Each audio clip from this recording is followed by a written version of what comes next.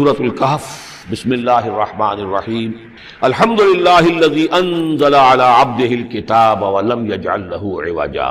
یہ پوائنٹ میں نوٹ کرا چکا ہوں کہ آخری آیت کیا تھی؟ قل الحمد للہ، کہو قل حمد اللہ کے لیے ہے۔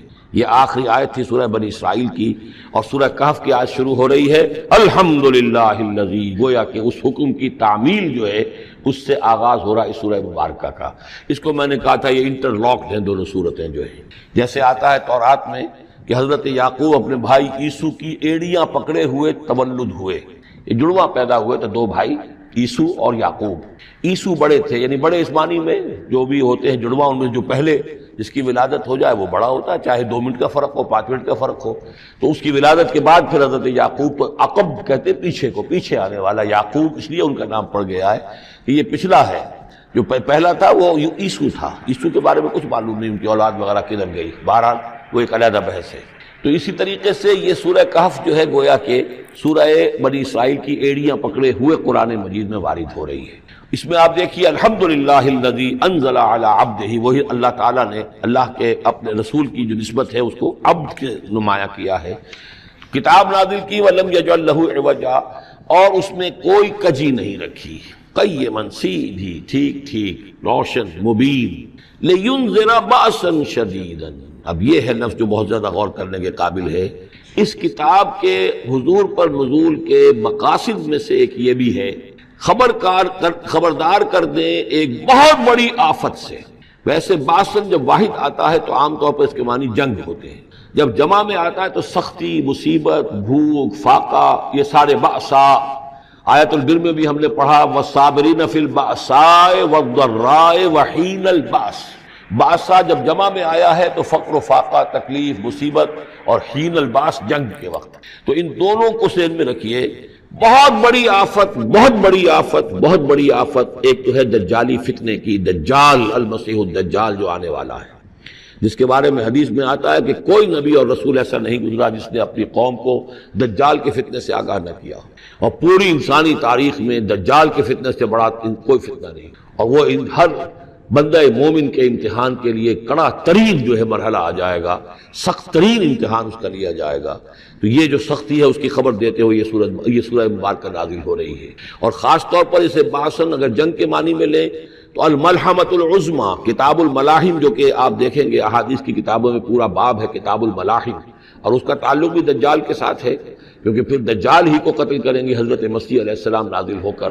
تو یہ سارا مسئلہ جو ہے اس کی خبر دینے کے لیے قیما لینذر بأسا شدیدا من لدنہ، گویا کہ یہ جو احادیث کی کتابوں میں آپ کو حدیث کے ابواب ملتے ہیں، چاہے وہ کتاب الفتن ہو اور چاہے وہ کتاب جو ہے آثار قیامہ ہے، اس طرح کے جتنے بھی ہیں، اور کتاب الملاحم ہے، یہ گویا کہ اس کی شرح ہے لینذر بأسا شدیدا من لدنہ، اور یہ ہوگا بھی خاص اللہ کی طرف سے، یہ آزمائش بھی، یہ دجال کا فتنہ بھی، یہ بہت بڑی جنگ بھی، جس کو آرمگڈون کہتے ہیں، کرسچین جو ٹریڈیشن ہے اس میں اس کے لیے لفظ ہے آرمگڈون، ایک بہت بڑی جنگ ہوگی۔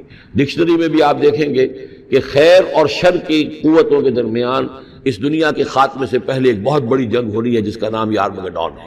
لینذر بأسا شدیدا من لدنہ ویبشر المؤمنین الذین یعملون الصالحات، اور تاکہ بشارت دے وہ ان اہل ایمان کو جو نیک عمل کرتے ہوں، ان لہم اجرا حسنا، کہ ان کے لیے ہوگا بہت اچھا بدلہ، ماکثین فیہ ابدا، اور وہ اس میں رہیں گے ہمیشہ ہمیشہ۔ یہ جو دجالی فتنہ ہے اس کے ساتھ ایک خاص مناسبت ہے سورہ مبارکہ کی۔ احادیث میں آتا ہے کہ دجالی فتنے کے اثرات سے بچنے کے لیے اس سورہ مبارکہ سے ذہنی اور قلبی رشتہ مفید ہے، اس کی تلاوت کرتے رہنا، خاص طور پر جمعے کے روز پوری سورہ کہف، ورنہ یہ کہ کم سے کم اس کی ابتدائی اور آخری آیات ان کی بڑی اہمیت ہے۔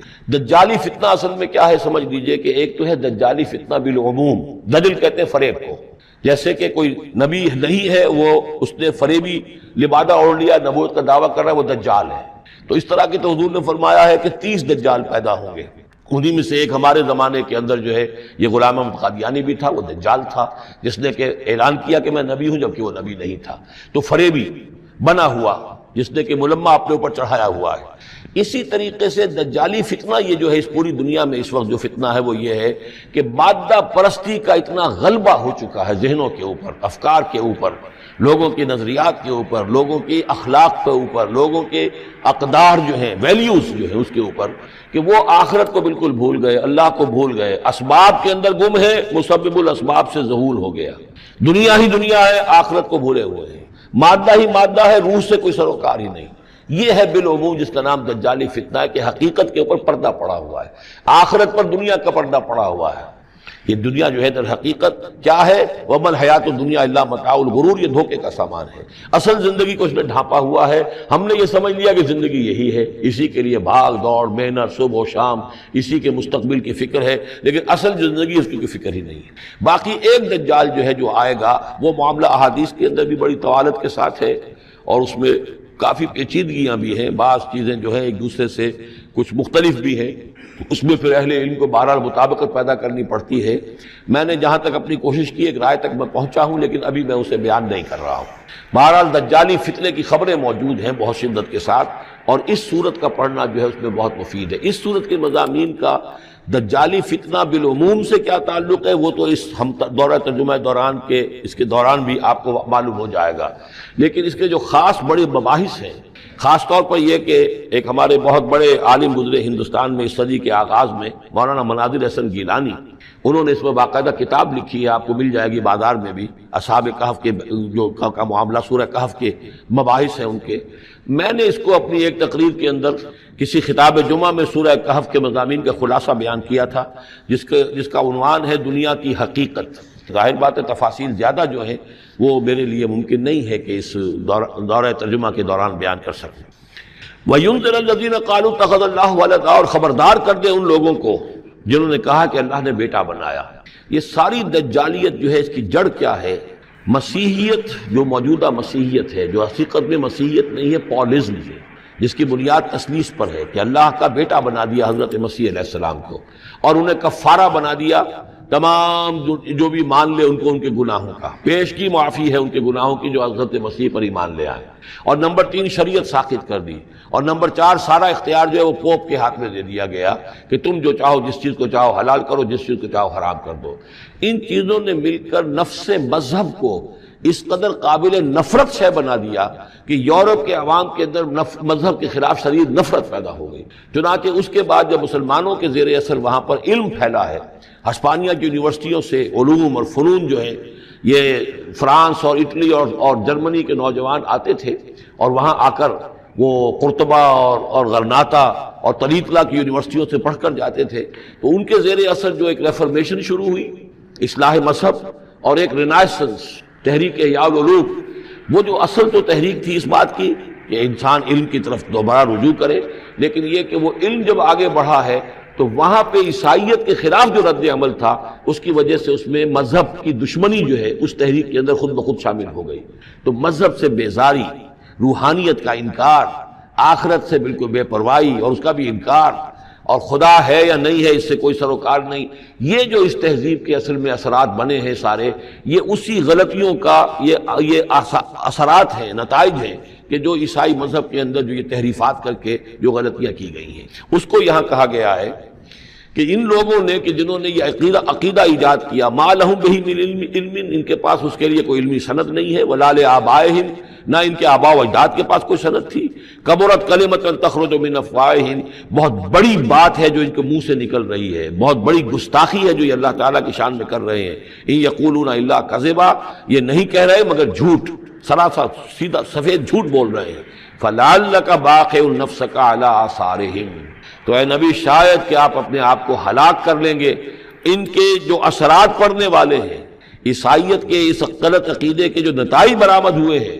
جب یہ نتائج ظاہر ہوں گے تو وہ اتنے سنگین ہوں گے، فلعلک باخع نفسک، کہ ان کے احساس سے اور ان کے ادراک سے شاید کہ آپ اپنے صدمے سے اپنے آپ کو ہلاک کر لیں، ان لم یؤمنوا بہذا الحدیث اسفا، اگر یہ لوگ اس حدیث پر، اس قرآن پر، یہ بات جو بتائی جا رہی اس پر ایمان نہ لائے، اس پر ایمان نہ لائے، اپنے اس غلط عقیدے پر قائم رہے، اس غلط مذہب کو انہوں نے برقرار رکھا، تو اس کا جو رد عمل ہوگا نوع انسانی پر، اور اس سے تاریخ انسانی اور انسانی ثقافت جس غلط رخ پر پڑے گی، جو دجالیت کا فتنہ اسے جنم لے گا، ان تمام چیزوں کے اثرات سے شاید آپ کو اتنا صدمہ ہو کہ فَلَعَلَّكَ بَاخِعٌ نَفْسَكَ عَلَىٰ آثَارِهِمْ إِن لَّمْ يُؤْمِنُوا بِهَٰذَا الْحَدِيثِ أَسَفًا إِنَّا جَعَلْنَا مَا عَلَى الْأَرْضِ زِينَةً لَّهَا، ہم نے زمین کے اوپر جو کچھ ہے اسے اس کا گہنا بنا دیا ہے، بناؤ سنگھار بنا دیا ہے، زینت بنا دیا ہے۔ یہ آپ نوٹ کر لیجئے، لفظ زینت اور زمین میں اس کی زیبائش اور آرائش، یہ اس سورہ مبارکہ کا عمود ہے، یعنی اس کو اتنا کھبا دیا ہے نگاہوں میں اللہ نے کہ آخرت سے خود بخود انسان غافل ہو جاتا ہے۔ یہ پردہ پڑ گیا ہے، چمک دمک ہے، یہ کاریں ہیں، یہ بلڈنگیں ہیں، یہ کوٹھیاں ہیں، یہ عالیشان عمارتیں ہیں، یہ کیا کچھ اس کی جو یوں سمجھیے پومپ اینڈ شو جو ہے اس وقت دنیا کا، اور ظاہر بات ہے امریکہ میں جا کر دیکھیے تو جو کچھ یہاں دیکھ رہے ہیں اس سے 10 گنا 100 گنا 1000 گنا آپ کو نظر آئے گا، عقلیں دنگ ہو جاتی ہیں۔ نتیجہ کیا نکلتا ہے کہ انسان یہ سمجھتا ہے کہ اصل شے یہی مادہ ہی ہے، اصل ہدایت پہ یہی لوگ ہیں، یہی لوگ ہیں صحیح معنی میں کہ جنہوں نے واقعتاً علم حاصل کیا ہے، لہذا ان کی غلط تہذیب، ان کا غلط تمدن، ان کے تمام غلط ثقافت کے معاملات کے بھی ہم اسی طریقے سے پیروی کر رہے ہیں۔ یہ سارا مسئلہ جو ہے وہ اس لیے ہے کہ یہ چمک دمک دنیا کی جو زیبائش اور آرائش، اس سے ہم متاثر ہیں۔ انا جعلنا ما علی الارض زینۃ اللہ، جو کچھ زمین کے اوپر ہے اسے ہم نے اسے اس کے لیے بناؤ سنگھار بنا دیا، لنبلوہم، تاکہ ہم آزمائیں ان کو، ایہم احسن عملا، کون ہے ان میں سے اچھے عمل کرنے والا۔ یعنی اب یوں دیکھیے وہ شعر جو ایک ہے، اگرچہ ذرا تھوڑا سا شان باری تعالیٰ کے اعتبار سے تو شاید اتنا مناسب نہ ہو، لیکن یہ کہ مفہوم کو ادا کرتا ہے کہ رخ روشن کے آگے شمع رکھ کر وہ یہ کہتے ہیں ادھر آتا ہے دیکھیں یا ادھر پروانہ جاتا ہے۔ ایک طرف ذات باری تعالیٰ ہے اور ایک طرف یہ دنیا ہے، اس کی چمک دمک ہے۔ اب یہ پروانہ جو ہے یہ انسان، اس کا امتحان ہے، آیا یہ اللہ اور آخرت کی طرف جا رہا ہے یا دنیا کی طرف اور دنیا کی زیبائش اور آرائش کی طرف جا رہا ہے۔ جو زیبائش اور آرائش کی طرف چلا گیا وہ گیا، وہ تباہ و برباد ہو گیا، فقط خسر خسرانا مبینا۔ اور جس نے اس دنیا کی زیبائش اور آرائش اس سے منہ موڑ کر وہ جو حقیقت جو اصل حسن ازلی ہے اللہ تعالیٰ کا، اور اس کا جو جلال اور کمال ہے، اور جو آخرت کی نعمتیں ہیں ان کو اختیار کر لیا، وہ کامیاب ہو گیا۔ تو امتحان اتنا ہی ہے کہ رخ روشن کے آگے شمع رکھ کر وہ یہ کہتے ہیں ادھر جاتا ہے دیکھیں یا ادھر پروانہ آتا ہے۔ وَإِنَّا لَجَاعِلُونَ مَا عَلَيْهَا صَعِيدًا جُرُزًا، اور یہ کہ جو کچھ بھی اس پر ہے ہم ایک وقت آئے گا کہ اس کو بنا کر رکھ دیں گے جیسے کہ میدان جس میں سے کہ فصل کاٹ لی گئی ہو۔ جب قیامت ہوگی کیا ہوگا یہاں پر اسی زمین کو، نہ یہاں پہ کوئی وہ پہاڑ رہ جائیں گے کوٹ کوٹ کر چپٹی کر دی جائے گی، نہ یہ آپ کے پاس جو ہیں وہ اسکائی اسکریپرز رہ جائیں گے، نہ یہ اعلیٰ شان عمارتیں ہوں گی، کچھ نہیں ہوگا۔ یہ سب برابر ہوگا جیسے کہ کسی کھیت کے اندر فصل کاٹ دی جاتی ہے تو اب وہ پڑا ہوتا ہے ویران۔ وَإِنَّا لَجَاعِلُونَ مَا عَلَيْهَا صَعِيدًا جُرُزًا، ہم اسے کر کے چھوڑیں گے ایسا کھیت کہ جہاں پر چورا پڑا ہوا ہو، صرف بچا کھچا جو ہے وہ اس کا توڑی کا، اور کچھ نہ ہو۔ ام حسبت ان اصحاب الکہف والرقیم کانوا من آیاتنا عجبا، اب یہاں سے اصحاب کہف کی بات شروع ہو رہی ہے، کیونکہ پوچھوایا تھا یہودیوں نے اصحاب کہف کون تھے۔ کیا تم سمجھتے ہو کہ اصحاب الکہف والرقیم، رقیم جو ہے ان کی تختی تھی ایک جس کے اوپر ان کے حالات لکھ کر، جو ان کے ایک جو کہف تھی ان کی غار جو تھی اس کے اوپر لگا دی گئی تھی، تو انہیں اصحاب الکہف بھی کہتے ہیں، اصحاب الرقیم بھی کہتے ہیں، یہ دونوں انہیں ایک ہی گروہ کے نام ہیں۔ کیا وہ تمہارے خیال میں ہماری بڑی عجیب آیات میں سے تھا؟ یعنی واقعتاً بات تو غیر معمولی تھی، لیکن حقیقت میں ہمارے ہاں تو ہماری تخلیق میں، ہماری صنائی میں اس سے ہزاروں گنا زیادہ عجیب باتیں ہوتی ہیں، ہمارے لیے تو وہ کچھ ہے ہی نہیں کسی بھی درجے میں، تم سمجھتے ہو کہ شاید وہ بہت بڑی بات ہے۔ یہ سابق کہف کا جو قصہ ہے، اب میں سمجھتا ہوں کہ پورے وثوق کے ساتھ ہم کہہ سکتے ہیں کہ یہ قصہ کیا تھا۔ دیکھیے جب حضرت مسیح علیہ السلام آئے ہیں تو یہ پورا علاقہ جو ہے فلسطین کا، اور یہاں پہ جو آپ نے تبلیغ کی ہے، تو یہ اس وقت رومن امپائر کا ایک حصہ تھا۔ اگرچہ مقامی طور پر ایک لوکل بادشاہ جو تھا یہودی وہاں پر حکومت کر رہا تھا، لیکن وہ پپٹ تھا، اصل میں تو حکومت جو تھی رومیوں کی، جو رومی تھے بت پرست۔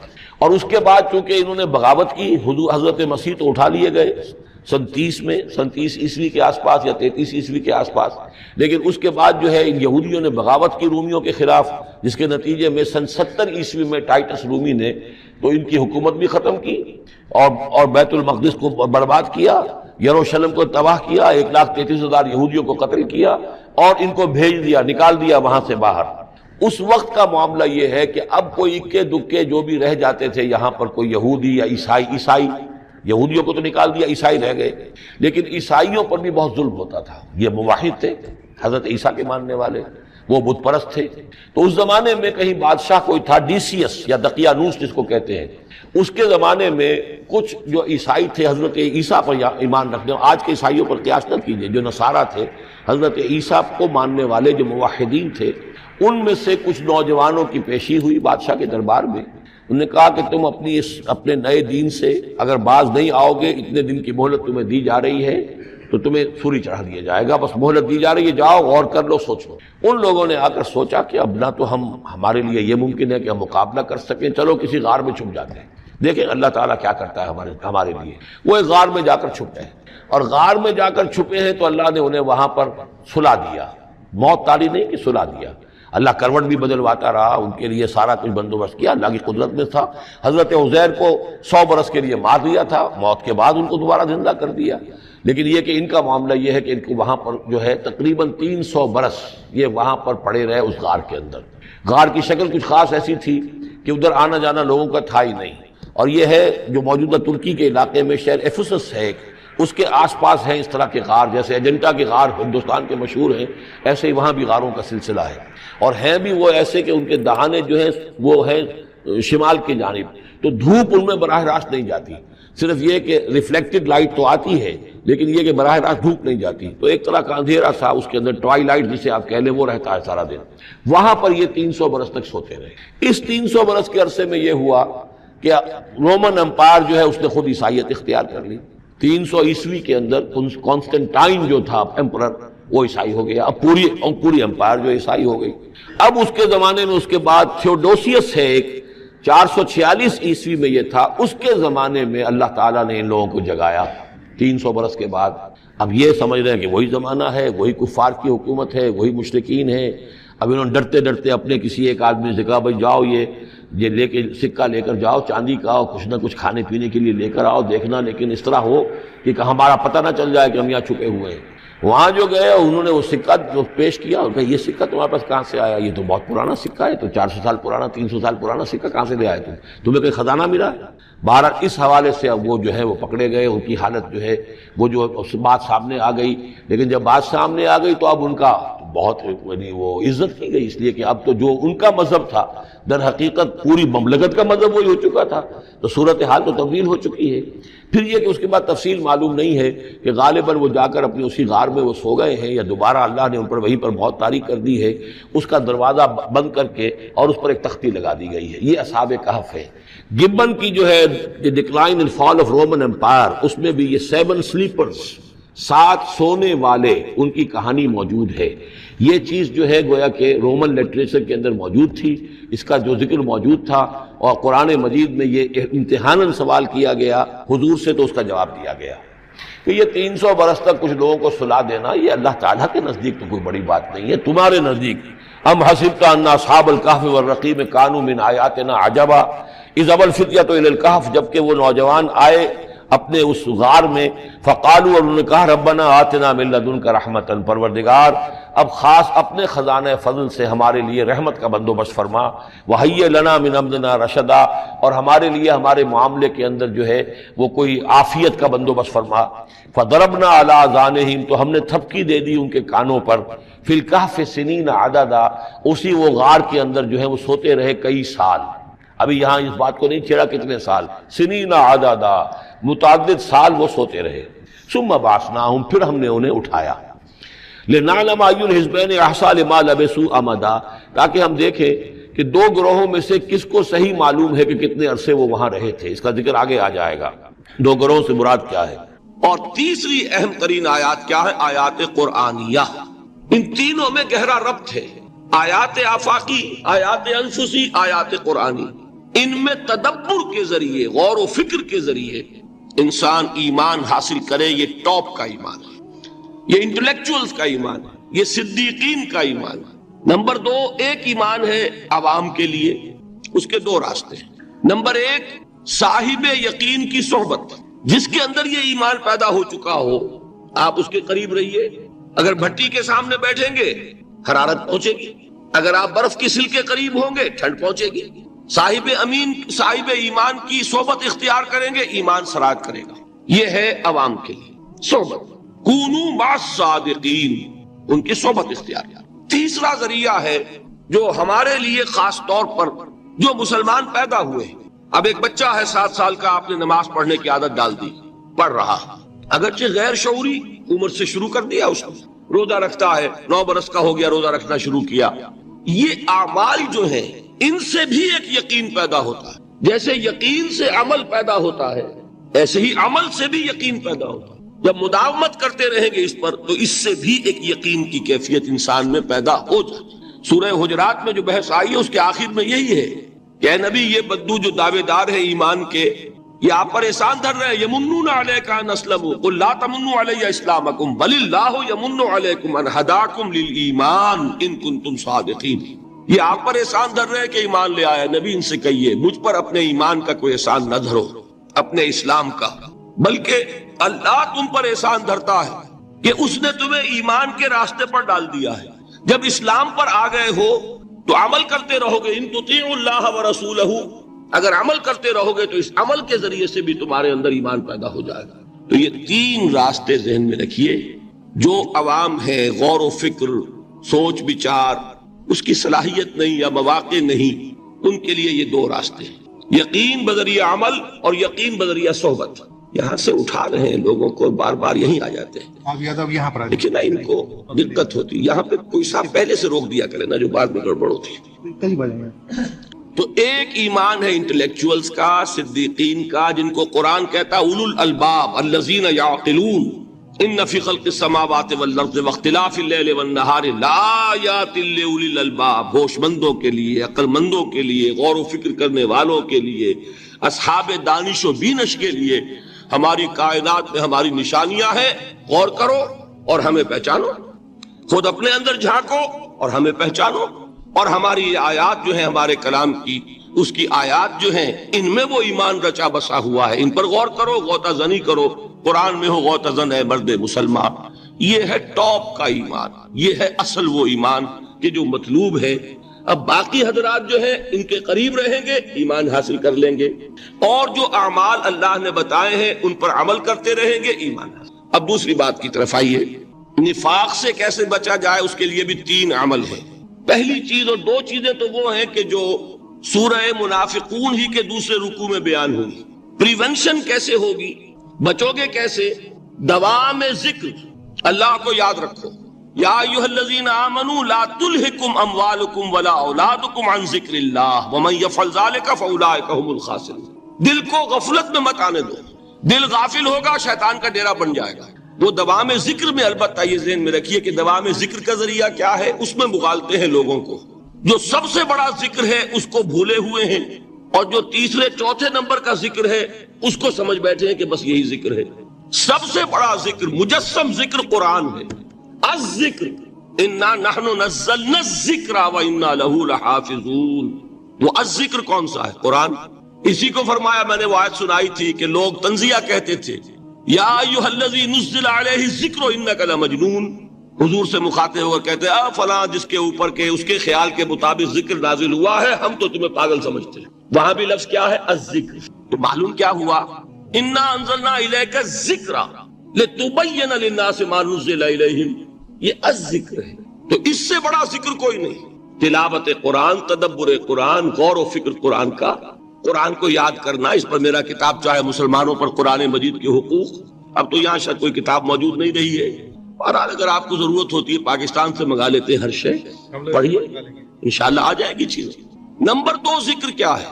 اقیم الصلاۃ لذکری. نماز کو قائم کرو میری یاد کے لیے. یہ ذریعہ ذکر میں وہ تو ہے ہی مجسم ذکر، اور یہ ذریعہ ذکر میں سب سے اہم ہے. یہ عملی ذکر بھی ہو رہا ہے اور قولی بھی ہو رہا ہے.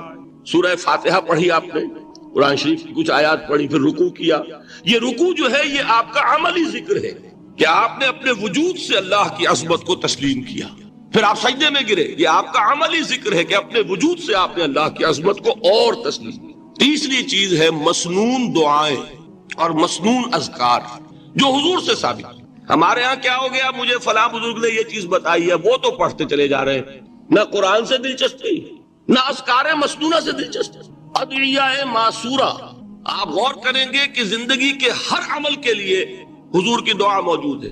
صبح اٹھے دعا ہے، آنکھ کھلتے ہی بیت الخلاء میں داخل ہونے لگے دعا ہے، نکلے دعا ہے، وضو کرنے بیٹھے دعا ہے، فارغ ہوئے دعا ہے، مسجد کے لیے گھر سے نکلے دعا ہے، مسجد میں داخل ہوئے دعا ہے، مسجد میں تو ہے ہی ذکر، نماز ہے، تلاوت ہے، باہر نکلے دعا ہے، گھر میں داخل ہونے لگے پھر دعا ہے، سواری پر سوار ہو رہے ہیں دعا ہے، اتر رہے ہیں دعا ہے، شیشہ دیکھ رہے ہیں دعا ہے، کپڑے پہن رہے ہیں دعا۔ زندگی کا کوئی عمل نہیں یہاں تک کہ جو تعلق زن و شو ہے، جس کو کہ خالص حیوانی بات سمجھا جائے گا، اس کے لیے بھی دعا ہے۔ غفلت میں وہ کام بھی نہیں کرتا، سمجھ رہے ہیں آپ؟ اب آپ غور کیجئے، اس میں کوئی اضافی وقت نہیں لگا، کوئی اضافی پوسچر اختیار نہیں کیا آپ نے، یوں بیٹھو، اس طرح بیٹھو، یوں کرو، کوئی آپ کا وقت اضافی نہیں لگا، جو کام کر رہے ہیں اور آپ اللہ کو یاد کر رہے ہیں، اور وہ اللہ کی یاد اس کام کی مناسبت سے ہے۔ ان ادعیہ معصورہ سے دو تعلق جڑ گئے انسان کے۔ دعا کس سے کر رہے ہیں؟ اللہ سے، جڑا کہ نہیں؟ اور یہ الفاظ کس کے ہیں؟ محمد رسول اللہ کے۔ تو آپ کے دو تعلق جڑ گئے۔ آپ اپنی جی سے گھڑ کر دعا مانگیں گے تو پہلا تعلق تو ہو جائے گا، دوسرا نہیں ہوگا۔ بہتر سے بہتر دعا مانگ لیں آپ، لیکن حضور سے جو معصور اور مسنون الفاظ جب آپ زبان سے نکالتے ہیں تو آپ کا تعلق اللہ سے بھی ہوا بذریعہ دعا، اور وہ الفاظ چونکہ حضور کے ہیں صلی اللہ علیہ وسلم تو حضور کے ساتھ ہوا۔ یہ تیسرا درجہ ہے۔ چوتھے درجے میں مانتا ہوں کہ ایک ہوتی ہے خاص کسی شخص کے امراض کی تشخیص کرنے کے بعد تجویز۔ کوئی اگر طبیب ہے، ماہر طبیب روحانی، وہ آپ کو دیکھے گا تو اندازہ لگائے گا کہ آپ میں کیا کمی ہے، اس کے مطابق آپ کو ذکر بتائے گا۔ بھئی فلاں آیت کا مراقبہ کیا کرو۔ کسی میں بزدلی ہوتی ہے، کسی میں مال کی محبت زیادہ ہوتی ہے، کسی میں توکل کی کمی ہے، کسی میں شہرت کی خواہش ہے، نمایاں ہونے کا جذبہ ہے، کسی میں تکبر ہے۔ سب کا ایک سا برس تو نہیں ہوتا نا۔ تو یہ در حقیقت اندھے کی لاٹھی سے نہیں چلنے والی بات، یہ تو ماہر کی کا کام ہے کہ وہ تجویز کرے کہ تمہارے لیے خاص طور پر ذکر یہ۔ در حقیقت ہمارے جو یہ سلسلے تھے سلوک کے، یہ بڑے ماہر ہوتے تھے، یہ لوگ بڑے ماہر اطباء تھے۔ یہ جو علم نفسیات ہے اس کے ہمارے صوفیاء سے بڑھ کر کبھی کوئی عالم گزرا ہی نہیں دنیا میں۔ فرائیڈ کیا ہے اور ایڈلر کیا ہے اور یونگ کیا ہے، بچے ہیں۔ ہمارے صوفیاء کرام نے جس طرح انسان کی نفسیات کو سمجھا اور وہ ان کی مناسبت سے تجویز کرتے تھے، لیکن اس کو رکھا جائے گا چوتھے نمبر پر۔ جیسے مولانا احمد علی صاحب فرمایا کرتے تھے، بھائی اس آیت کا مراقبہ کیا کرو۔ مراقبہ کیا مانی؟ اب ان الفاظ کو بھی ہم نے خام خواہ کچھ خاص ایک شکل دے دی۔ مراقبہ کیا؟ توجہ کرنا، دھیان کرنا، خاص اس آیت کے اوپر، اس کے معانی پر اپنے ذہن کو جمانا۔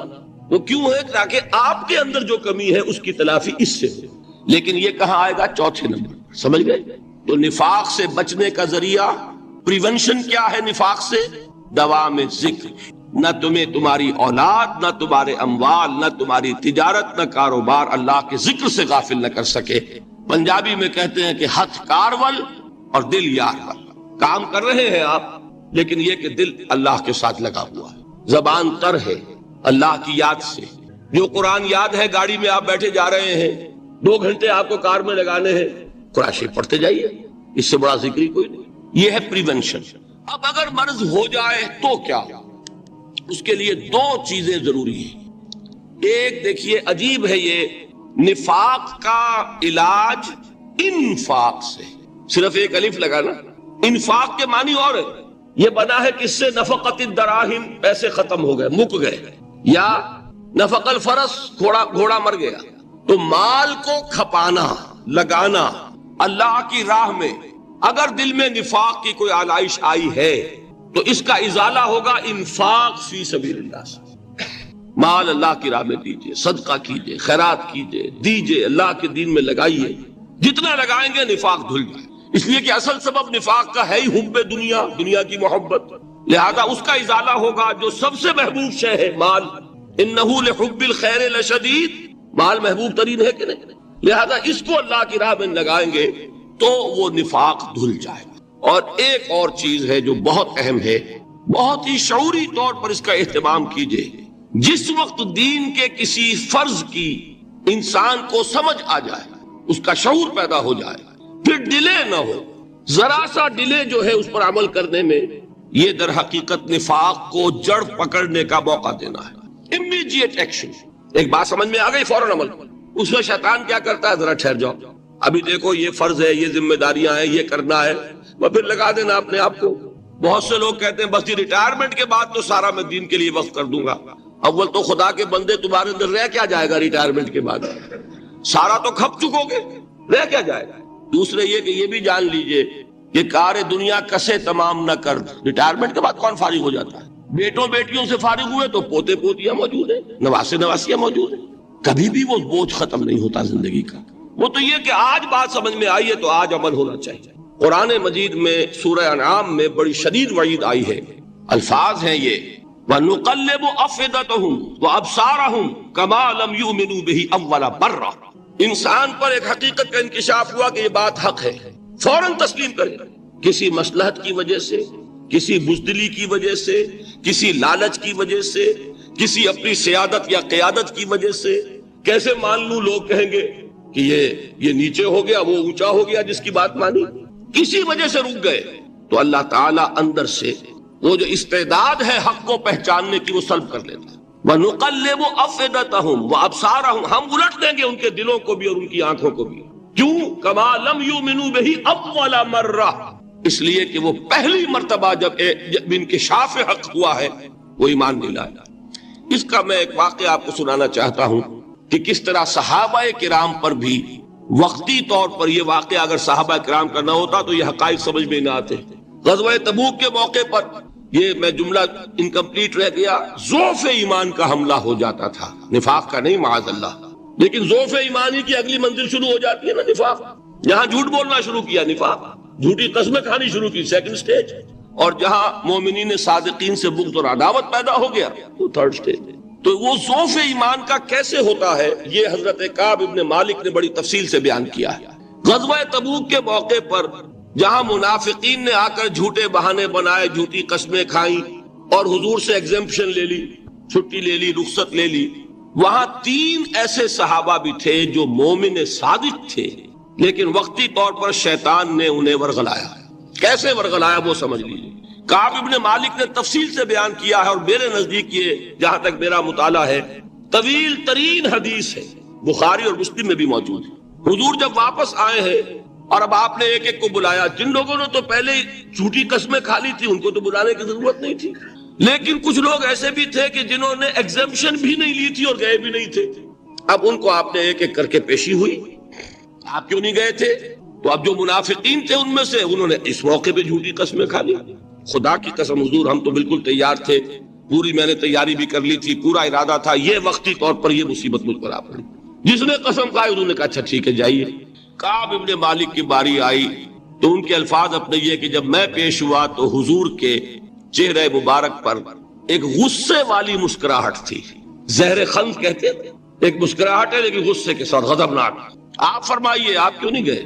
حضرت کعب یہ فرماتے ہیں کہ میں نے عرض کیا کہ حضور زبان میرے پاس بھی ہے، جھوٹ میں بھی بول سکتا ہوں، لیکن جھوٹ بول کر میں اس وقت آپ کی ناراضگی سے تو بچ جاؤں گا لیکن اللہ کے پکڑ سے نہیں بچ سکوں گا. میں اعتراف کرتا ہوں کہ جتنا صحت مند میں اس زمانے میں تھا کبھی نہیں تھا، جتنا فارغ البال اس وقت تھا کہ میرے پاس ساز و سامان موجود تھا راستے کے لیے، اتنا میں کبھی نہیں تھا. لیکن ہوا کیا؟ ہوا یہ کہ مجھے میرے نفس نے، شیطان نے پٹی پڑھائی. وہ پٹی کیا پڑھائی کہ حضور تو 30,000 کے لشکر کے ساتھ چلیں گے تو لشکر تو سلولی موو کرے گا نا، تمہارے پاس بڑی تکڑی، بڑی توانا صحت مند اونٹنی ہے، تم ذرا 2 دن بعد چلنا تیزی کے ساتھ اور حضور سے مل جانا. بس یہ تاخیر کارواں. تو انہیں خیال آیا کہ ابھی 2 دن گھر کی ٹھنڈی چھاؤں ہے، میں یہاں پہ جو آرام ہے وہ کر لوں. مجھے جگر کا شعر یاد آیا ہے کہ تپتی راہیں مجھ کو پکاریں، دامن پکڑے چھاؤں گھنیری. ایک طرف فرض کی پکار ہے، اس میں تو ظاہر بات ہے کہ وہ تپتی راہیں ہیں. لا تنفروا فی الحر سنا چکا ہوں آیت. یہاں گھر میں نخلستان میں کھجوروں کی چھاؤں میں اہل و عیال میں یہ ٹھنڈی چھاؤں جو ہے یہ پکڑ رہی ہے. بھائی 2 دن ٹھہر کے چلے جانا، ٹھیک ہے، کوئی نیت میں خرابی نہیں نا. اس کے بعد پھر جب ابھی 2 دن اور ٹھہر جاؤ، یہ تو بڑا لمبا سفر ہے، ذرا تیز اور دوڑ لینا. تو فرماتے ہیں کہ حضور میں اسی طریقے سے تاخیر و تعویق میں پڑا رہا، یہاں تک کہ ایک روز اچانک مجھ پر یہ چیز منکشف ہوئی کہ اب تو میں چاہے کتنا بھی تیز چل لوں میں آپ سے نہیں مل سکتا، میرے اعصاب ڈھیلے ہو گئے، اس طرح میں محروم رہ گیا۔ حضور نے بائیکاٹ کا حکم دیا صحابہ کو، 3 صحابہ تھے ایسے، 2 اور تھے جنہوں نے اسی طریقے سے اعتراف کیا۔ حضور نے حکم دے دیا کوئی ان سے گفتگو نہ کرے، سوشل بائیکاٹ، بڑی سخت سزا تھی جو دی گئی ہے، اس کی بڑی تفاصیل ہے، اللہ تعالیٰ شوق دے تو وہ حدیث پوری پڑھی ہے، میں نے تو 2 جمعوں میں ایک مرتبہ صرف اس ایک حدیث کو بیان کیا تھا، شاید کہیں کیسٹس ہوں میرے ہاں، ہمارے نمبر کوئی مجھے یاد نہیں ہے، لیکن یہ بڑی عجیب حدیث ہے۔ لیکن اس میں جو اصل سبق ہے وہ کیا ہے؟ اس طریقے سے شیطان لے تو لال، تاخیر، تعویق، ابھی کیا جلدی ہے، ذرا اس کام سے فارغ ہو لو، ذرا پھر تلافی کر لینا، ذرا زیادہ زور سے کام کر لینا، یہ وہ چیز ہے کہ جو وہ تو خیر صحابی تھے بچ گئے، اگر وہاں جھوٹی قسم بھی کھا دیتے تو گئے تھے۔ یہ تو اتنا ہی ہے نا، مردی و نامردی قدم فاصلہ دارت، اس میں تو یہی ہے کہ ذرا ایک جھوٹی قسم کھا دیتے، جھوٹے بہانہ بنا دیتے تو اب ضعف ایمان نہ رہتا، وہ نفاق کی سرحد شروع ہو جاتی۔ وہ اللہ تعالیٰ نے ان کو بچایا، لیکن یہ کہ ہم کیسے بچیں گے اگر ہم نے یہ روش اختیار کی؟ لہذا 3 کام، دوام ذکر نمبر 1، اس کی میں شرح کر چکا ہوں، 4 اذکار یاد کر لیجئے گا ان کو، ورنہ کیا فائدہ۔ نمبر 2، انفاق فی سبیل اللہ، نفاق کا علاج انفاق۔ نمبر 3، یہ عادت اپنے اندر پیدا کیجئے شعوری طور پر کہ جب ایک حقیقت واضح ہو جائے فوراً اعتراف کہ ہاں بھائی بات ٹھیک ہے آپ، جب ایک فرض کا احساس ہو جائے فوراً اس کی ادائیگی کے لیے آغاز۔ تاخیر و تعویق ہے کہ جس سے پھر نفاق کو موقع ملے۔ اللہ تعالیٰ مجھے اور آپ کو حقیقی ایمان عطا فرمائے اور نفاق سے بچائے رکھے۔ اب آئیے حقیقت و اقسام شرک پر۔ دیکھیے ہر شخص یہ جانتا ہے کہ اسلام دین توحید ہے، ایک لفظ میں اگر کہیں گے تو اسلام کا سب سے بڑا وصف، سب سے بڑی علامت توحید۔ وہ جو اقبال نے کہا کہ توحید کی امانت سینوں میں ہے ہمارے، آسان نہیں مٹانا نام و نشاں ہمارا، تو توحید ہے۔ توحید کی ضد ہے شرک، ٹھیک؟ اس سے میں ایک نتیجہ نکالتا ہوں، کوئی مسلمان جان بوجھ کر مشرک نہیں ہو سکتا، یہ میرا نتیجہ ہے، جان بوجھ کر مشرک نہیں ہو سکتا۔ وہ شرک میں مبتلا ہوگا تو ناسمجھی میں ہوگا، نادانی میں ہوگا، وہ اسے شرک نہیں سمجھے گا۔ یہ ممکن نہیں ہے کہ کوئی مسلمان ہو، گیا سے گیا مسلمان، گزرا سے گزرا مسلمان، گھٹیا سے گھٹیا مسلمان، لیکن وہ شرک کو شرک سمجھتے ہوئے اس پہ آلودہ ہوتا کیا سمجھ میں نہیں آتا کہ شرک۔ تو ضرورت بہت ہے کہ ہم یہ پہچانے کہ یہ شرک ہے کیا۔ دوسری بات یہ جان لیجئے، ہمارے دین میں ناقابل عفو جرم کون سا ہے؟ شرک۔ 2 مرتبہ بیان فرمایا گیا سورہ نساء میں صرف، ان اللہ لا یغفر ان یشرک بہ ویغفر ما دون ذلک لمن یشاء، اللہ تعالیٰ اسے تو ہرگز نہیں بخشے گا کہ اس کے ساتھ شرک کیا جائے، ہاں اس سے کم تر جس کو چاہے گا معاف فرما دے گا۔ نوٹ کر لیجئے، اس کی بھی اندر بھی اوپن لائسنس نہیں ہے کہ بقیہ سارے گناہ لازماً معاف کر دے گا، یہ نہیں ہے، اس سے تو آپ میں جرت پیدا ہو جائے گی باقی سب کیے جاؤ، یہ نہیں، جس کو چاہے گا بخش دے گا، لیکن امید ضرور دلا دی کہ شرک سے کم تر کوئی گناہ ہو تو اس کی بخشش کی بغیر توبہ کے اللہ تعالیٰ نے امید دلائی۔ توبہ سے تو شرک بھی معاف ہو جائے گا، اس سے مراد کیا ہے؟ بغیر توبہ کے۔ اللہ تعالیٰ نے فرمایا کہ اور گناہوں کے بارے میں تو امید کی جا سکتی ہے لیکن شرک کے بارے میں ہرگز نہیں۔ اہمیت واضح ہو گئی مزید۔ نمبر 3، اس شرک کی ہماگیریت کا عالم یہ ہے کہ سورہ یوسف کی آیہ مبارکہ ہے وَمَا يُؤْمِنُ أَكْثَرُهُمْ بِاللَّهِ إِلَّا وَهُمْ مُشْرِكُونَ، انسانوں کی اکثریت کا حال یہ ہے کہ وہ اللہ پر ایمان نہیں رکھتے مگر کسی نہ کسی قسم کے شرک کے ساتھ۔ یہ یونیورسلٹی ہے اس کی کہ اللہ کو بھی مان رہے ہیں لیکن کسی نوع کا شرک جو ہے وہ بھی لگا رکھا۔ وَمَا يُؤْمِنُ أَكْثَرُهُمْ بِاللَّهِ، انسانوں کی اکثریت کا حال یہ ہے کہ وہ ایمان نہیں رکھتے اللہ پر، الا وہم مشرکون، مگر یہ کہ کوئی نہ کوئی شرک بھی کرتے ہیں۔ چوتھی بات یہ سمجھیے کہ شرک ہر دور میں بھیس بدل کر آتا ہے۔ یہ ضروری نہیں ہے کہ شرک کی جو قسمیں آج سے 200 برس پہلے تھی صرف وہی آج بھی رہے، ہو سکتا ہے کہ بالکل نئی شکلیں اس شرک نے اختیار کری۔ اس سے کیا نتیجہ نکلا کہ اگر اجتہادی بصیرت نہیں ہوگی تو ہو سکتا ہے کہ ایک شخص جو ہمارے سابق علماء نے لکھ دیا کہ یہ چیز شرک، یہ چیز شرک، یہ چیز شرک، یہ چیز شرک، آج سے 500 برس پہلے کا انسان بڑے سے بڑا عالم دین اپنے زمانے کے شرک کو پہچان کر تو لکھ سکتا ہے، اس سے تو آپ بچ رہے ہیں۔ امام ابن تیمیہ نے اس کو شرک قرار دیا، اس کو شرک قرار دیا، اس کو شرک قرار دیا، کوئی شخص ہے جو اس سے تو بچ گیا۔ امام صاحب کی دی ہوئی بصیرت سے اس نے ان جو اقسام ہے شرک کی ان کو پہچان لیا، لیکن یہ عین ممکن ہے کہ آج کے شرک کو وہ نہ پہچان رہا ہو، اپنی جگہ وہ سمجھ رہا ہو اپنے آپ کو بہت بڑا موحد، جبکہ اس دور کا جو شرک ہے اس میں ملوث ہو۔ اس کو میں نے کہا ہے کہ اس شرک کے بارے میں بڑی اجتہادی بصیرت کی ضرورت ہے۔ فارسی کا ایک شعر ہے، بڑا پیارا شعر ہے، بہر رنگے کے خواہی جامہ می پوش، من انداز قدت رامی شناسا۔ اپنے محبوب سے کہہ رہا ہے شاعر کہ تم جس طرح کا چاہو لبادہ اوڑھ لو، میں تمہیں تمہارے قد سے پہچان لوں گا، کتنا ہی چھپا لو اپنے آپ کو، کیسے ہی لباس بدل لو۔ بہر رنگے کے خواہی جامہ می پوش، من انداز قدت رامی شناسا، میں تمہارے قد سے تمہیں پہچان۔ یہ اگر بصیرت نہ ہو کہ شرک کو اس کے قد سے پہچان سکیں آپ، اس کے لیے ضرورت ہے اصولوں کی۔ دیکھیے جس طرح الجبرا کے اصول ہوتے ہیں، فارمولا ہے، فارمولا ہاتھ میں آ گیا، مسئلے حل کرتے چلے جا رہے ہیں، آپ اپلائی کرنے کی دیر ہے فارمولے کی۔ اگر آپ نے صرف گنتی کر کے کسی زمانے کے شرک وہ تو سمجھ لیے، لیکن وہ بصیرت باطنی حاصل نہیں ہوئی، اجتہادی بصیرت، وہ اصول ہاتھ میں نہیں آئے کہ جس سے آپ پہچان سکیں، تو ہو سکتا ہے کہ اس دور کے شرک کو آپ نہ پہچان سکیں۔ اس کے لیے ضرورت ہے کہ اصل اصول ہاتھ میں آ جائیں تاکہ اصولوں کو اپلائی کریں۔ ایک بات مجھ سے اور سن لیجئے، میرا اپنا یہ تاثر ہے، ہمارے دین میں خیر، بھلائی، نیکی، چاہے وہ نظریے کی ہو، علم کی ہو، عقیدے کی ہو، عمل کی ہو، اخلاق کی ہو، وہ سب کیا ہے؟ وہ توحید ہی کے شجرہ طیبہ کی شاخیں ہیں۔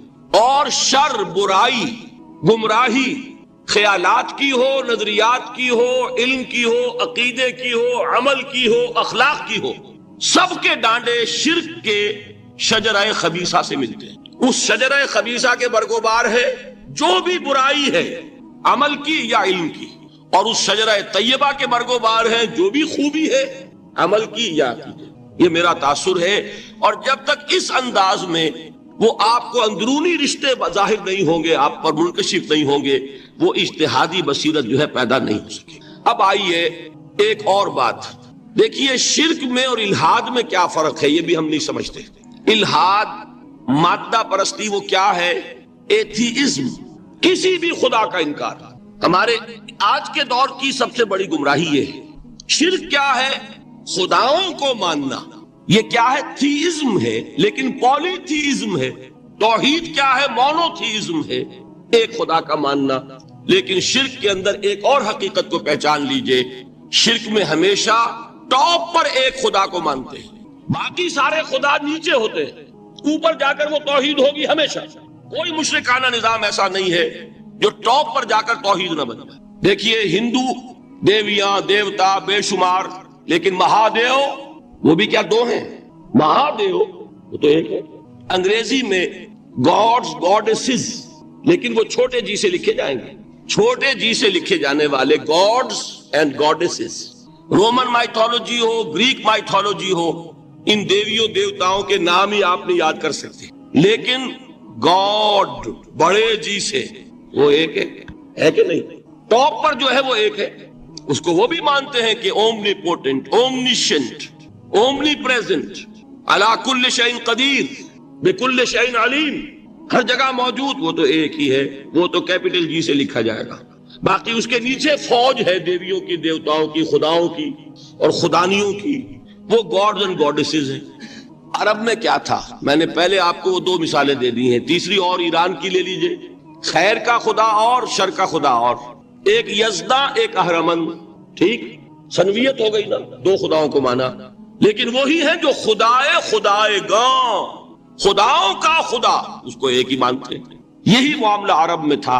اللہ وہ ایک ہی تھا ان کے ہاں۔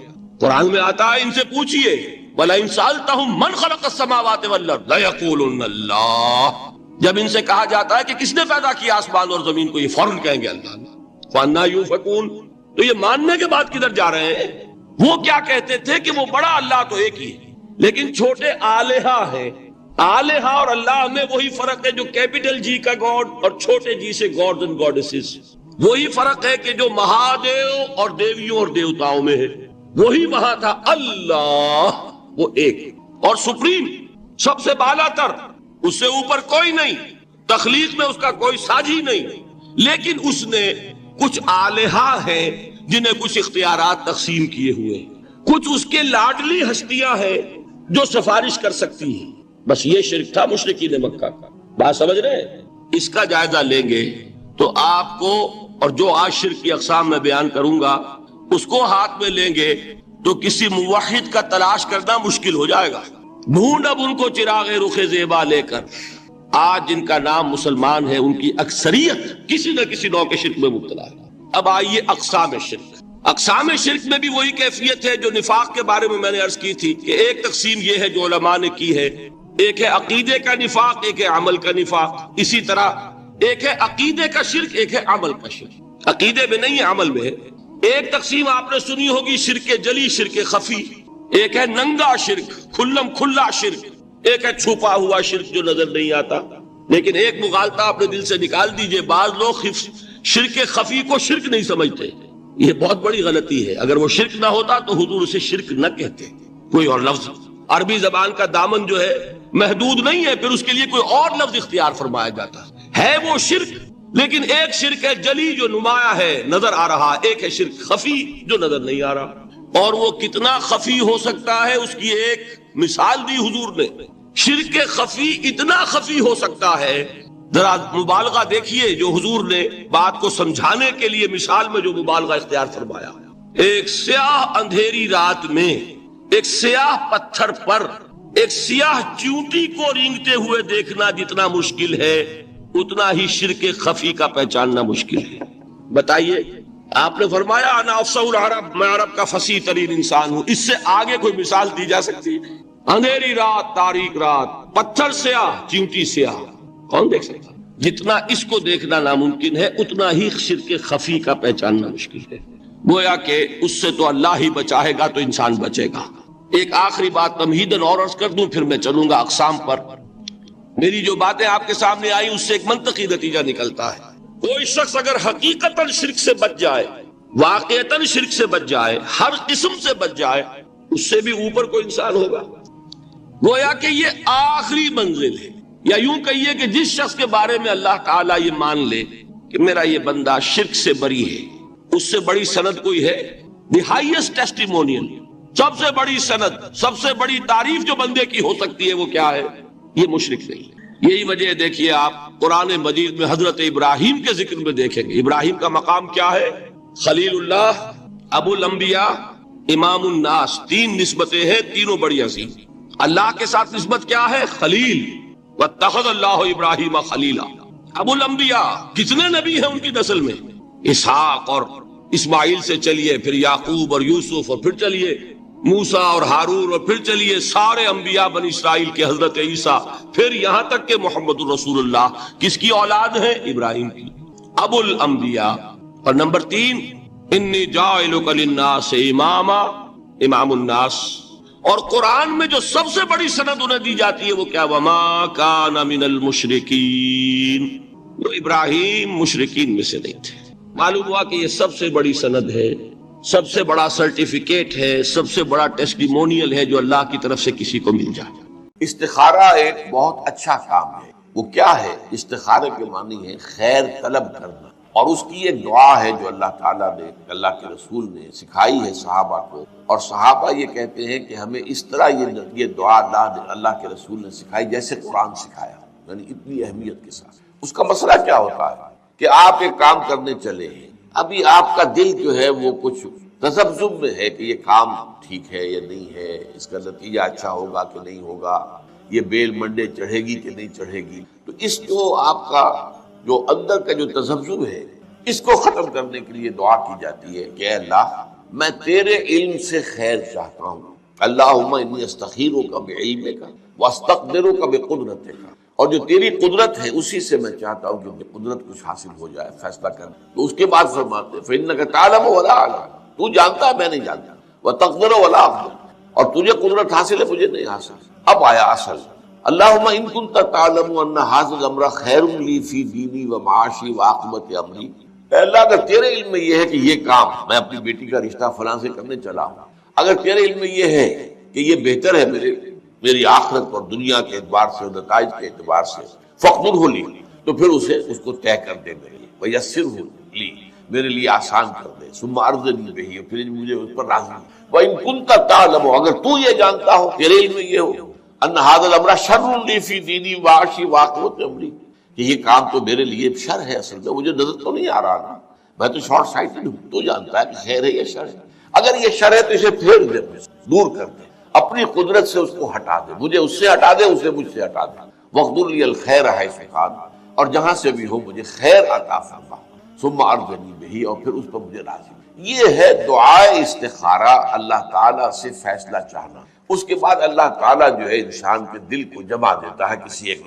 اب اس کی جو باقی ہمارے ہاں جو ہو گئی ہے شکل کہ کوئی خواب میں آئے، کوئی نشان نظر آئے، یہ کوئی استخارے کا حصہ نہیں ہے، یہ اس کے اندر اضافی چیزیں ہیں۔ لیکن یہ ہو سکتا ہے کہ انسان رات کو جو ہے 2 نفل نماز پڑھے اور اس کے بعد یہ دعا استخارہ کر کے سو جائے، ہو سکتا ہے کوئی خواب کے اندر اسے کوئی اشارہ مل جائے، امکان ہے اس کا، لیکن یہ ہے کہ یہ کوئی ضروری نہیں ہے، یہ صرف یہ کہ دل کا کسی پہلو پر پھر جم جانا، ٹھک جانا، یہ اس بات کی علامت ہوگی کہ میں نے اللہ سے بات کہی تھی، اللہ نے میرے دل کو اس پر جما دیا ہے، تو یقیناً مایوس کن حالات ہیں جن سے ہم دو چار ہیں، ان میں ہمارا حال یہ ہے کہ سمجھنے دے مجھے اے نا امیدی کیا قیامت ہے کہ دامان خیال یاد چھوٹا جائے ہے مجھ سے، امید کا دامن ہاتھ سے چھوٹ جاتا، کیسے حالات سیدھے ہو جائیں گے، کیسے خلافت آ جائے گی۔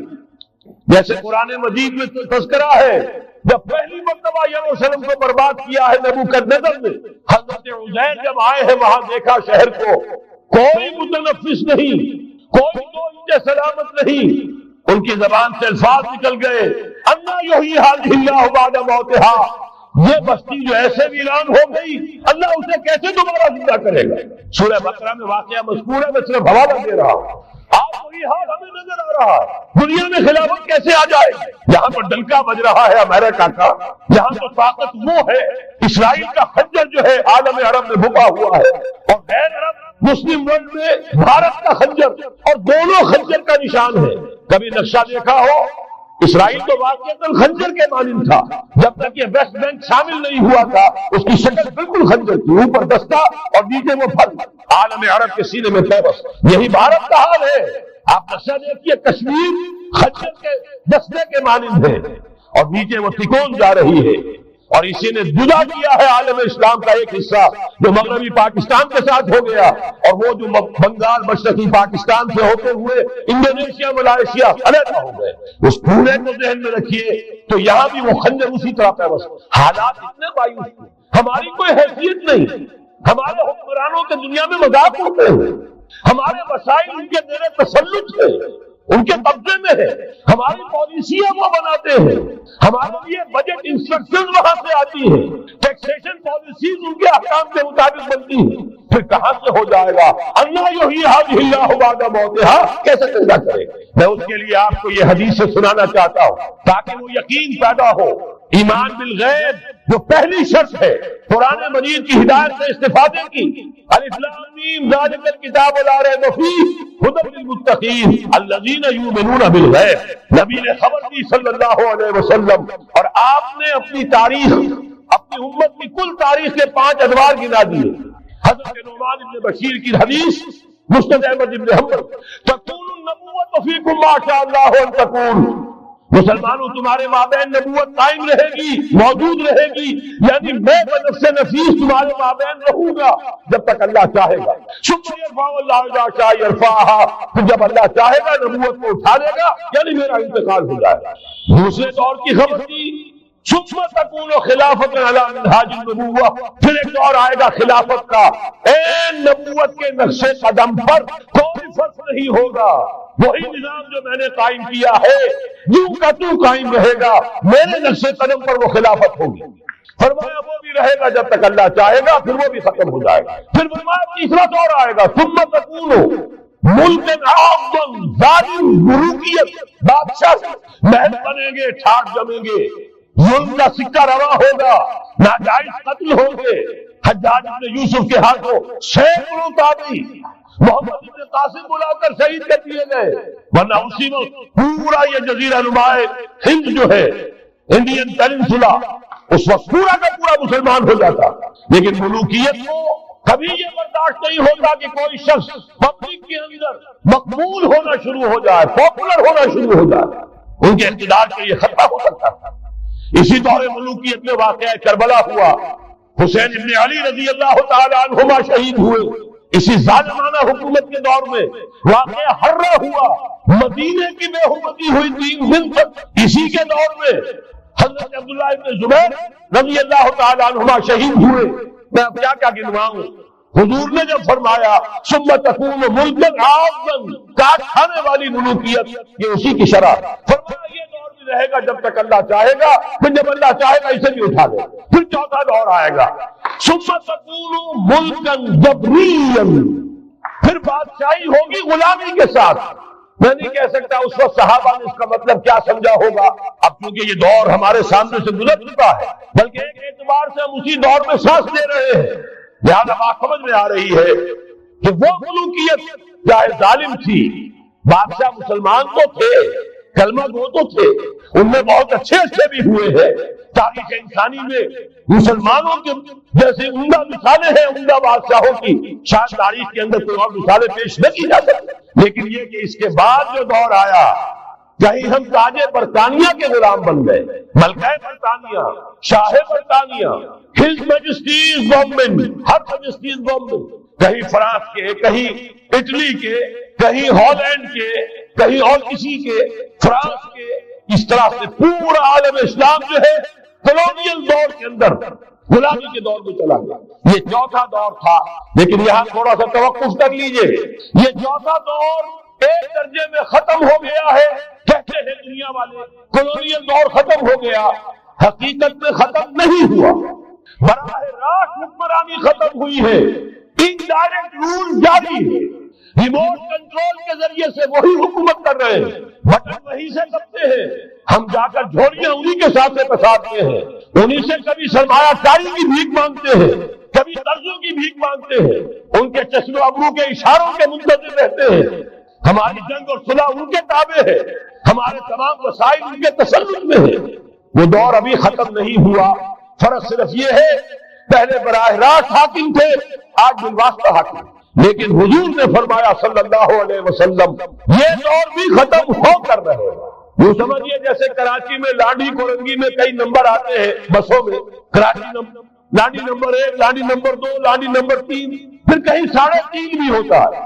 آج ہم بیچ میں کھڑے ہیں اس چوتھے دور کے، کہ حضور کے قول کے مطابق ملکن جبرین، یا دور ابھی جاری ہے، نصف ختم ہو گیا ہے، نصف ابھی باقی۔ لیکن ایک بات تو بڑی تلخ ہے، ابھی بقیہ نصف میں بڑی قیامتیں گزرنے والی ہیں، اسی بقیہ نصف میں وہ معرکہ پیش آنے والا ہے، اسی میں وہ ملاحم ہوں گے، اسی میں وہ الملحمۃ العظمیٰ ہوگی، اسی میں دجال اکبر کا ظہور ہوگا، اس میں ہمارے اوپر تکالیف اور مسائل ابھی اور اس کے سائے گہرے ہوں گے، اور کچھ روز سزاؤں سے لہو برسے گا، اور غمناک کے تاریک اندھیرے ہوں گے، لیکن اس کے بعد فرمان نبوت پوری شان کے ساتھ ظاہر ہوگا۔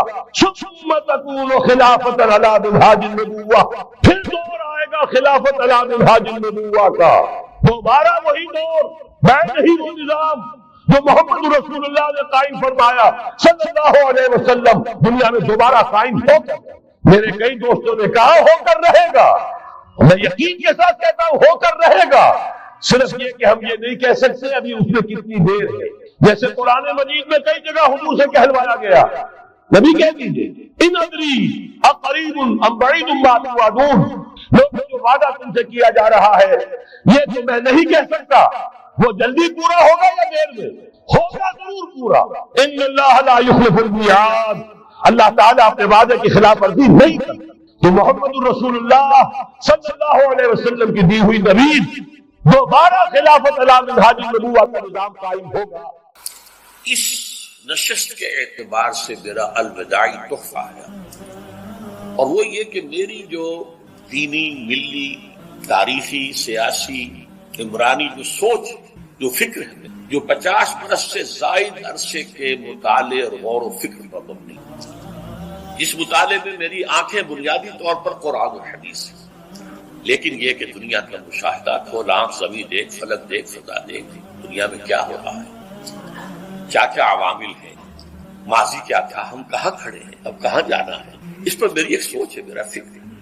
پھر یہ کہ ہماری اخروی نجات کا دار و مدار کس چیز میں، تاریخ کے بہاؤ کو نہ میں روک سکتا ہوں نہ آپ روک سکتے ہیں، وہ تو ڈانگ بہتا رہے گا اور اس کو فیصلہ کرنے والا صرف اللہ ہے، کسی فرد بشر کے اختیار میں نہیں ہے کہ وہ تاریخ کے بہاؤ کو موڑ دے۔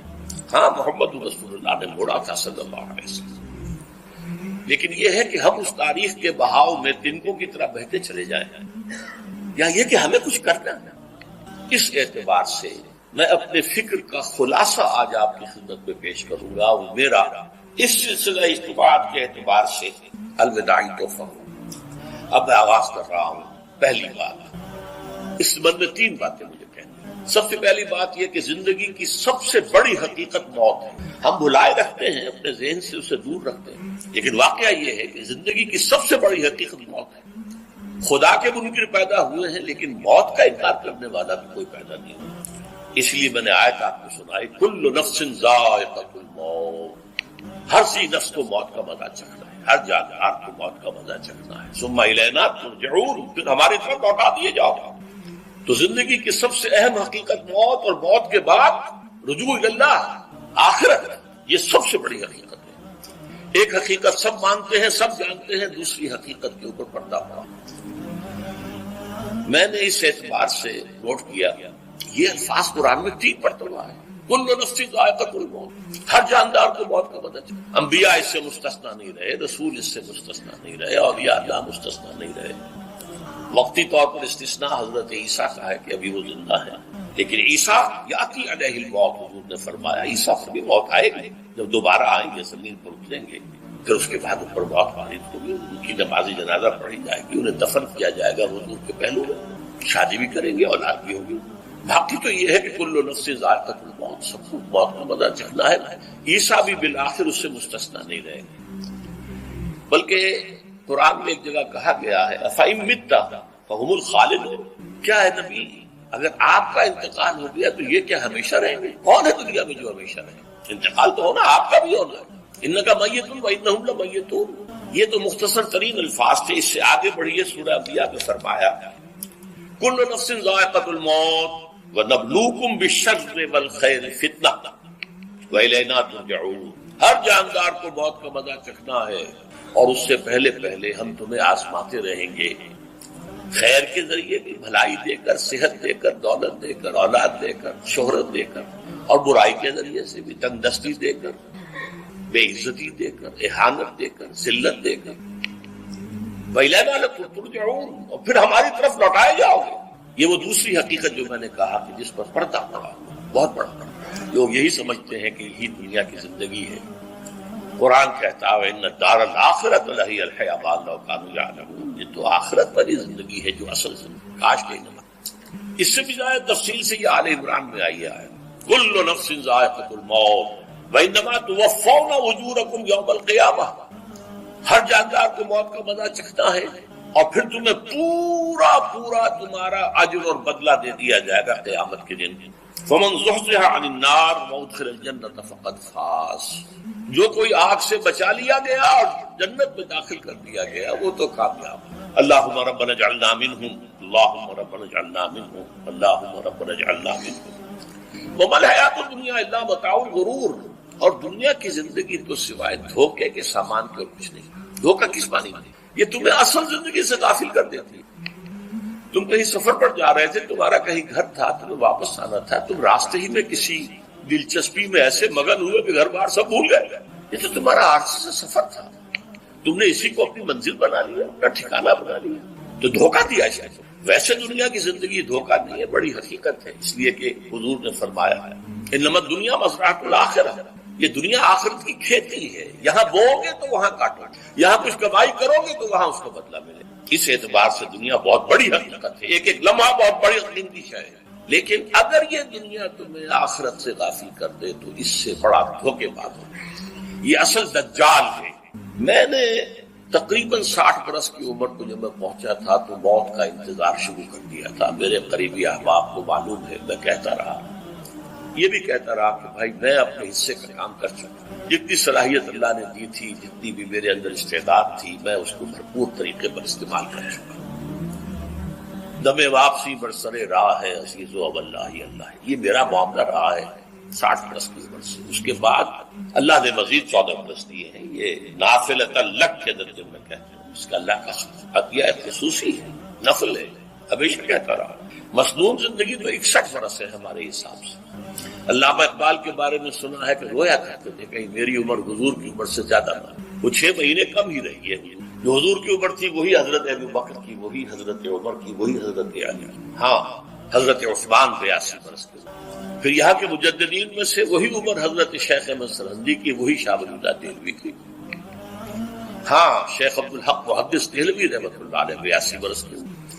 لیکن یہ میں کہا کرتا تھا مصنون عمر تو 61 برس ہے, جسے ہم 63 کہتے ہیں وہ اصل میں ہمارے حساب سے 61 بنتا ہے. وہ 63 قمری ہے, جو 9 دن کم ہے. قمری سال جو ہے وہ شمسی سال سے.